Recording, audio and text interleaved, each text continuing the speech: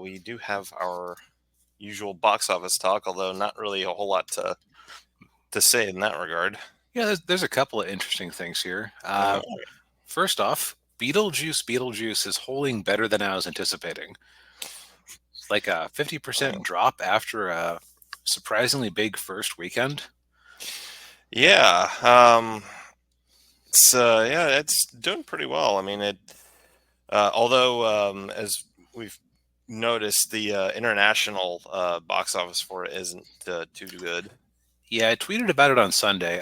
It apparently just hadn't gotten updated, so it wasn't quite as lopsided.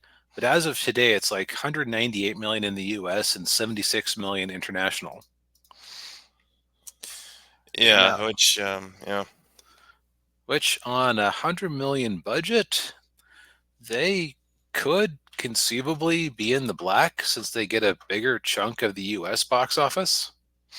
yeah, and of course you got all the licensing stuff with it, so yeah, who Mm. knows? I guess it could conceivably be in the black for non advertising cost at least. Right? Yeah. Of course, if it does well enough, and they do a third one, we know what it's going to be called. Right. And of course, it'll be the box office will just tank because people will go up to the box office and try to order the movie or the movie ticket out loud and be instantly transported to where Beetlejuice happens to be at the moment. Yes. Uh, is there any other observations there?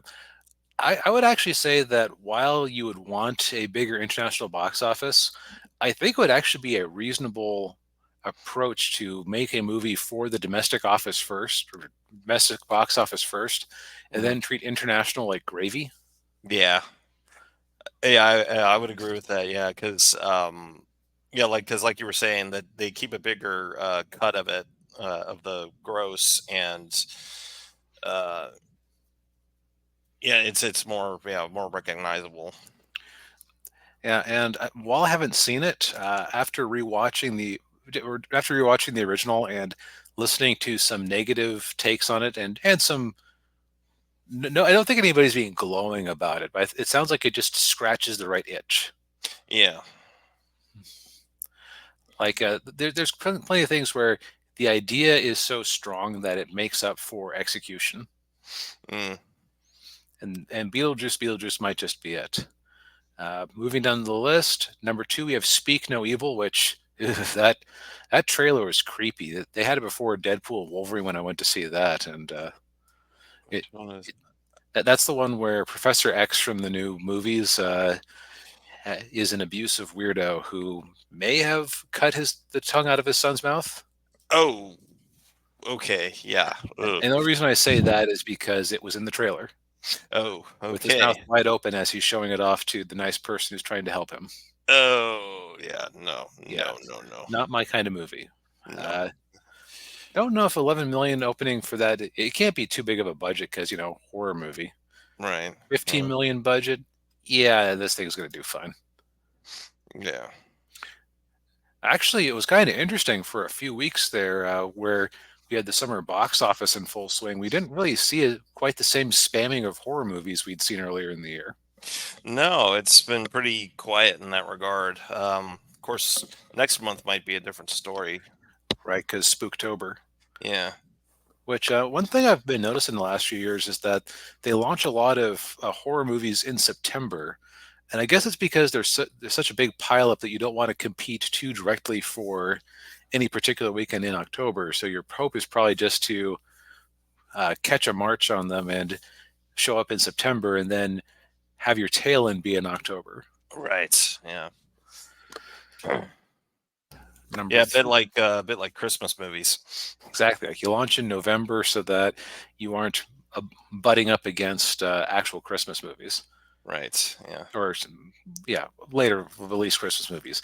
And of course, you would never launch a Christmas movie on Christmas itself because that means that past the first weekend, you now have a movie about Christmas that's playing in January and February.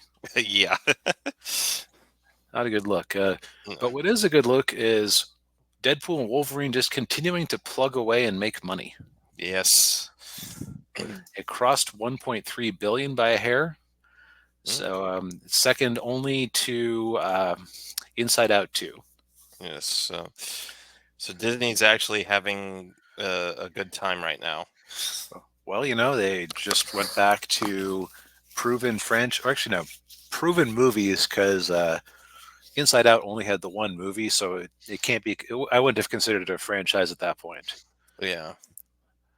What's interesting about that one is that there's apparently some controversy and accusations that Disney forced them to tone down the main character having gay tendencies.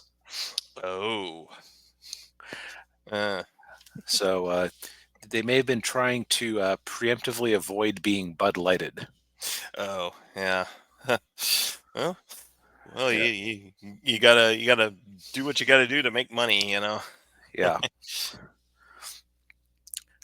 Speaking of doing what you got to do to make money, the Daily Wire movie "Am I a Racist" is at its first weekend, and it's actually been performing pretty decently day to day, considering it's only in AMC theaters Mm, and small.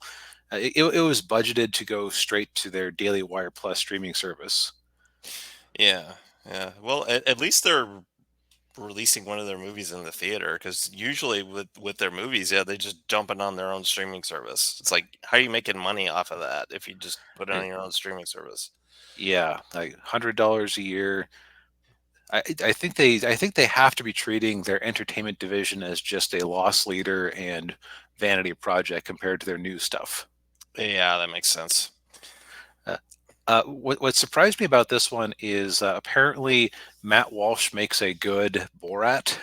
Like, that's apparently the format is that you see that he has kind of longer hair here. He just put on like I think he had a man bun or a ponytail, and he just pretended to be a DEI guy. Yeah. And so he got people to he just kind of sat down with people with interesting interviews. Yeah, and apparently it paid a lot of them quite a bit of money to do those interviews too. Yeah. Right, because he is like here's the thing: diversity is not a scam, but DEI kind of is. Yes. Moving back, speaking of vaguely conservative movies, we've got Reagan Yes. uh, continuing to leg out. 23 million for a smallish documentary is not bad at all. Yeah. Yeah. We've got The Killer's Game, which both of those movies outdid its first weekend. It's a Dave Bautista movie where he's like a hitman who has a terminal illness and decides to take a hit out on himself because he's dying. Uh, So uh, apparently nobody thought that little sound you just made there is apparently the audience's reaction since yeah. it's opening to 2.6 million. Yeah. Yeah. Uh, Lion, we should call 2024 Lionsgate and the no good, very bad year. Yeah. Looking at you, Expendables 4. Oh god, that was that last year or this year? Or no, oh no, I think that was last Yeah, year. Yeah. yeah, no, it's Borderlands, The Crow. They've had some other stinkers this year too. I just can't remember Yeah. them. Moving down, Alien Romulus chugging away. Mid-range results. Yeah. It Ends With Us is slowing down finally after 6 weeks. Yeah. 140, almost 145 million domestic. That's Yeah, yeah. this Yeah. thing had like no budget, No, like yeah, 25 25 million. million. Yeah. Yeah, and I'm sure it also had the desired side effect of boosting book sales. Yes. Yeah. Uh, then we got The Forge, which I don't know what that Oh, is. that's that faith-based movie. Oh, right. I think we talked about it last week, and every week I forget what it is. Yeah. Yeah. Yeah, that's all right. 4 weeks out, 24 million. Yeah, not bad. Then we got Yeah. Fathom Events doing God's Not Dead and God We Trust. I'm going to guess, based on the reputation of the other movies in this series, that it's kind of cringy and not exactly helping the cause. Yeah, I would guess that too. Uh, Let's see here. Then we just got some holdovers, Despicable Me, Twisters, and I hadn't realized this movie had come out last weekend. Uh, and I wonder if it's still available to see. Dan to Dan First Encounters, which that's a manga that I had read a couple of volumes of last year. mm, I forget exactly how it works, but it's like it's supernatural and UFOs attacking at the same time, and I forget if it's if you've got the if it's either the girl is a sci-fi nut, but she has a natural attraction to the supernatural, and the guy is a supernatural nut, but he gets abducted by aliens. It's like there's some sort of cross in their paranormal interests. yeah, yeah. That sounds yeah, it sounds interesting. Yeah, I didn't really follow up with it, but good on them for getting a movie. Although it's interesting because I hadn't realized that they'd had a TV show yet. Yeah, So I haven't heard anything about it. let's see here. Dan to Dan streaming release date. When do you come out?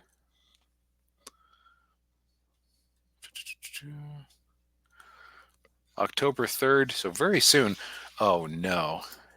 Oh What? no.